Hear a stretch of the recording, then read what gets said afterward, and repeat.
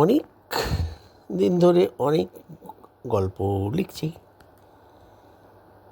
ব্যক্তিগত অভিজ্ঞতা হচ্ছে, লিখি, আপনি পড়েন অথবা পড়েন না। চলুন আজকে একটা শোনাই। এই কালী পুজোর আগের দিন, ভূত চতুর্দশী সেদিন রাত্রিরই ঘটনা। সত্যি বলছি, মাইরি বলছি, এই দিব্যি নিচ্ছি, একদম বাস্তব ঘটনা। তাই সেদিনেরতেই শোনাই। এই রাতে কলম ধরতে বাধ্য হলাম, না ধরে পারছি না, কলম না, মোবাইলে গল্প লেখার পাতা খুলতে। আসলে এখন তার কলমে লেখে না কেউ। এই রাত 3টে এখন। সকাল থেকে বেশ কিছু ভূত চতুর্দশীর শুভকামনা এসেছে। তাই দেখতে দেখতে আর একজনের সঙ্গে গল্প করতে করতে কথা উঠল, এই পুরুষতান্ত্রিক সমাজে ভূত চতুর্দশী মহিলা অধিকার মঞ্চ থেকে কোনো বিরোধ করা হয় না। শুধু ভূত কেন, এই পেতনি চতুর্দশী কেন না?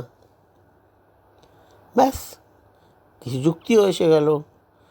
পেতনি তো সংবাদ মাধ্যমে মাহাত্ম্য রাখবে না, তাই কেউ চিন্তিত না। মানে তাদের তো ওই নিউজ ভ্যালিউটা নেই।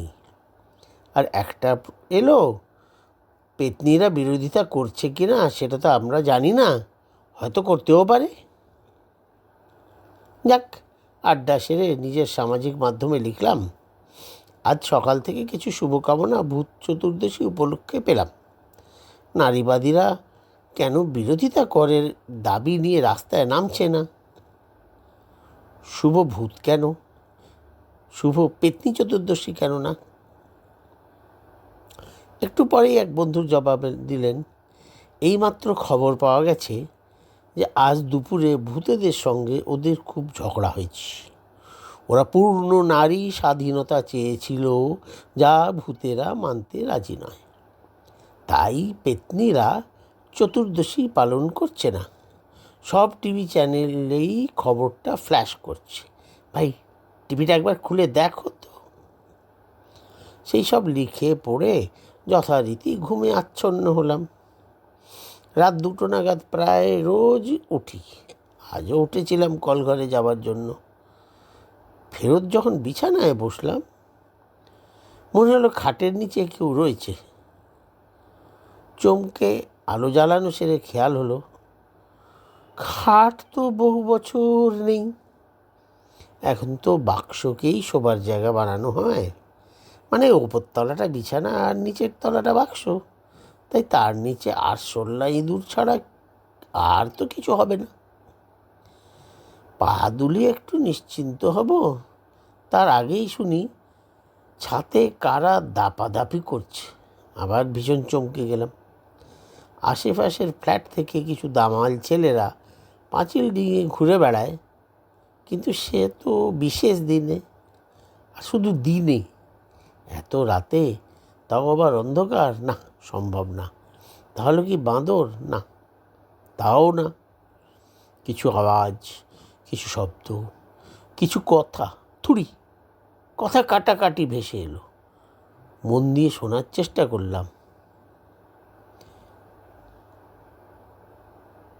এই, তোরা কি করতে এসেছিস এখানে? এই মানুষটা তোদের নিয়ে লিখে দিল, তো একদম হাতে গোবরে গোলাপ নিয়ে ভ্যালেন্টাইন করতে চলে এলি? চল, ভূত চতুর্দশী শেষ হতে এলো, শিগগির চল। পাঁঠা তুলে এনে ঘাড় মোটকে রেখেছি, পরিষ্কার করে কেটে আমাদের ভোজন করা, তবে তো তাদের উপোস ভাঙবি। না, আমরা বানাবো না। আজ আমরা রন্ধন বন্ধ বিরোধ করছি। বাজারে বিরিয়ানি খেয়ে এলাম এক্ষুনি। এই মানুষটা আমাদের চোখ খুলে দিয়েছে। একে গোলাপগুলো দেব, ও আমাদের সবার ভ্যালেন্টাইন। তোরা যা, আর এবার আজ পেতনি চতুর্দশী হবে। যেমনটি আমরা তোদের জন্য রান্না করেছি, এবার তোরা করবি। ঘাটের দেহহীন মরা সব বলিহারি যাই। মরে কবে ভূত হয়েছিস, এখনো আমাদের ওপর রাজত্ব করবি? এবার করে দেখা। এবার অনেকের কণ্ঠে বিশাল স্লোগান ভেসে উঠল, দুনিয়ার পেতনি এক হও, ভূত বংশ নিপাত যাও, আমাদের দাবি মানতে হবে, তোদের উপোস করতে হবে। কিছু চিৎকার, আমরা এই মুহূর্তে এই লোকটার ঘাড় মোটকে ভূত বানিয়ে দিচ্ছি, বেটকের লোক আমাদের শান্তি ভঙ্গ করছে। পাল্টা চিৎকার, সাহস থাকে এর কাছে গিয়ে দেখা, আজ আমরা সবাই পেত্নি বন্ধন করে একে তোদের থেকে রক্ষা করব। শুধু আজ না, আমরা দলে দলে ভাগ হয়ে একে সারাক্ষণ তোদের থেকে রক্ষা করব। শুনতে শুনতে আমার তো অবস্থা খারাপ। রাম, কৃষ্ণ, দুর্গা, কালী সবাইকে ভুলে ভাবছি, এ যাত্রা বাঁচব তো? এই পেতনিরা কি বাঁচাতে পারবে? আবার ভাবছি, এই জীবনে ভ্যালেন্টাইন কি জানলাম না, এবার পেতনিদের ভ্যালেন্টাইন কালী পুজোর দিনে। তাও নেই মামার থেকে কানা মামা ভালো। দিকে ওদের তর্ক ক্রমশই কর্কশ থেকে কর্ণকষ্টকর হয়ে উঠেছে। দরদর করে ঘামছি। মনে হলো ভূত পেতনিদের দল আমার ঘরে ঢুকে গেছে। যেন 70 দশকের বাংলার দুই বিরোধী রাজনৈতিক দলের লোকেরা দুমদাম বোমা ছুটছে আর স্লোগান দিচ্ছে। একটি ভূত আমার ঘাড়ে হাত দিয়েছে। পেতনি তার হাতটা কেটে দুখান করে দিল। ভূতের হাতটা ঘাড়ে তাও বসে যাচ্ছে। চিৎকার করতে গিয়ে গলা দিয়ে আওয়াজ বেরোলো না। সেই মুহূর্তে ঘুম ভেঙে গেল। বাইরে কুকুরের দল পরিত্রাহী চিৎকার করছে। এই কখন বেঠিক করে ঘুমিয়ে পড়েছি খেয়াল করিনি। মাথাটা পাশ বালিশ পেরিয়ে বেঁকে ছিল, তাই ঘাড় ব্যথা করছে। উঠে জল খেলাম। শুধু ভাবলাম, এই রাস্তার কুকুরগুলো কি করে জানলো ভূত পেতনি এসেছিল? না বাবা না, ওদের ব্যাপারে আর লিখব না।